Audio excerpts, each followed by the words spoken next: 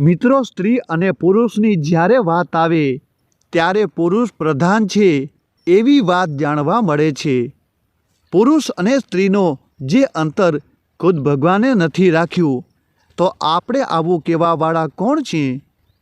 બધી ઉપમા પુરુષને મળી હોય તો જે જન્મ આપનાર સ્ત્રીની ઉપમા કેમ નથી વંચાતી? કહેવાનું મતલબ એમ નથી કે પુરુષનું કંઈ મહત્ત્વ નથી, પણ એક હાથે તાળી ન પડે એવી જ રીતે સ્ત્રી વગર આ દુનિયાનું ઉદ્ધાર થવું એ પણ શક્ય નથી. જો સ્ત્રી વિશે વાત કરી તો દિવસોના દિવસ વીતી જાય એટલી બધી વાતો છે. સ્ત્રી એક મા પણ છે, સ્ત્રી એક પત્ની પણ છે, સ્ત્રી કોકની બહેન પણ છે, સ્ત્રી એક શક્તિ પણ છે, સ્ત્રી એક મનુષ્ય જાતિનું અસ્તિત્વ પણ છે. પણ મિત્રો, આપણે આવું ક્યારેય વિચારતા નથી. પુરુષો માત્ર એક પરિવારને જ સંભાળે છે અને જ્યાં સ્ત્રી બે પરિવારને સંભાળે છે. મિત્રો, આવા વિષય ઉપર વધુ વાત કરીએ તો સમય ઓછો પડી જાય એટલી બધી સ્ત્રી શક્તિની ઉપમા વિશેની વાતો છે. પણ મિત્રો, આજે તમને સ્ત્રી જાતિની અમુક એવી મહત્ત્વપૂર્ણ વાતો વિશે જણાવીશું જે આપણે આજના દરેક પુરુષને સમજવી ખૂબ જરૂરી છે. મિત્રો, આજના વિષય ઉપર વધુ વાત કરીએ એ પહેલાં તમને એક નાનકડી રિક્વેસ્ટ છે કે વિડીયોને લાઈક, શેર અને ચેનલ પર નવા હો તો સબસ્ક્રાઈબ કરવા ખાસ નમ્ર વિનંતી. મિત્રો, આમ જોઈએ તો એક સ્ત્રી ઘણું બધું સહન કરે છે. એ પોતાના પક્ષ માટે કે હક માટે બોલી હોય એવું કદાચ ભાગ્યે જ બને છે. સ્ત્રીની પીડા માત્ર સ્ત્રી જ વર્ણવી શકે. આ સમાજ સ્ત્રીને માત્ર બે જ જરૂરિયાત પૂરી પાડવા હેતુ જ જોવામાં આવે છે. પહેલી જરૂરિયાત એક સ્ત્રી હોય તો ઘરનું કામ સંભાળી શકે, અને બીજું કે તે આપણા વંશવેલાને આગળ વધારી શકે. આમ જોઈએ તો આ બંને સ્ત્રીની ખૂબ જ મોટી શક્તિ કહેવાય.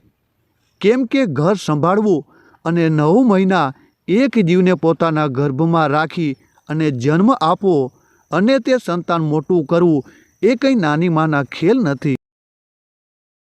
માત્ર પુરુષથી જ બાળક થતું નથી. બંને એક લગ્ન જીવનના સંબંધમાં જોડાય ત્યાર પછી બાળકનું અવતરણ થાય છે.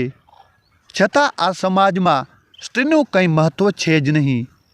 આ આપણા માટે એક દુઃખની વાત કહેવાય. આજે ઘણા લોકો આ સમાજ છે જે સ્ત્રીને ઘરની 4 દિવાલની અંદર રાખે છે. કેમ, શું સ્ત્રીને બહાર નીકળવાનો કે બહારની દુનિયા જોવાનો કોઈ હક જ નથી? મેં તો ત્યાં સુધી સાંભળ્યું છે કે સ્ત્રીની બુદ્ધિ પગની પાનીમાં હોય છે, પણ તો પગની પાની જ આખા શરીરનો ભાર ઉપાડે છે. આમ સ્ત્રી આખો પરિવાર સાચવે છે. છતાં જો કંઈક ભૂલ થઈ ગઈ હોય ત્યાં તો તેને તરત જ ખખડાવી નાખવામાં આવે છે. ભૂલ તો જાણે એમનાથી થતી જ ન હોય. આ બધું માત્ર સ્ત્રી જ સહન કરી શકે છે. જ્યારે તે તેના પિતાના ઘરે હોય તો એના પિતાની જવાબદારી હોય કે મારી દીકરીની સામે કોઈ આંખ ઊંચી કરીને ના જોવે. તે માટે તેની દીકરી ઓછી બહાર નીકળવા દે છે. કેમ કે સમાજ કોઈકને મૂકતો નથી. બધાને તરત 4 રીતે સાબિત કરવા તત્પર રહે છે. આ દીકરી બહાર ઓછી નીકળી હોય છે, તેથી એને બહારની દુનિયાની જાણ ઓછી હોય છે. જેમ કે આજના યુગ મુજબ કેફેમાં જવું, વેકેટ હોય તો હોટલમાં જવું, મિત્રો સાથે નાઇટ આઉટ કરવું, આ બધું તેને ઓછું જોયેલું હોય. આ દીકરીના લગ્ન પછી તેના પતિ સાથે બહાર જવાનું થાય એટલે એના પતિ તરત જ કહી દે છે કે બાપના ઘરે ક્યાં ગઈ નથી, એટલે તને ખબર નથી પડતી અને તે જોયું નથી.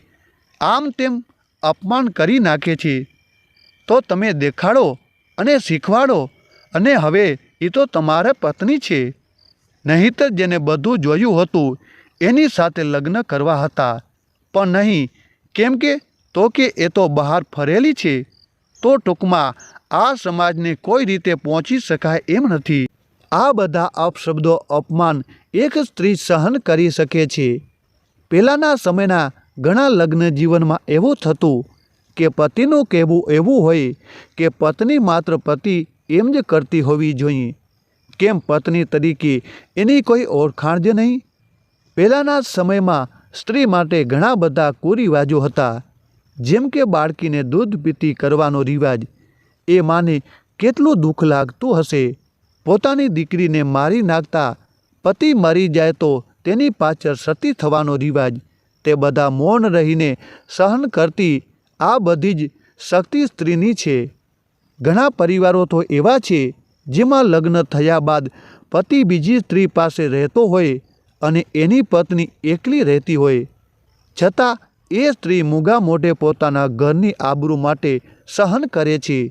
જો આ જ સ્ત્રી સહન ન કરે તો એવા લાખો પરિવાર છે જે તૂટી જાય એમ છે. જો કોઈ સ્ત્રીને ગર્ભ ન રહેતો હોય તો આ સમાજ તેને એવી જ નજરથી જુએ છે જાણે એને કેટલો મોટો ગુનો કર્યો હોય.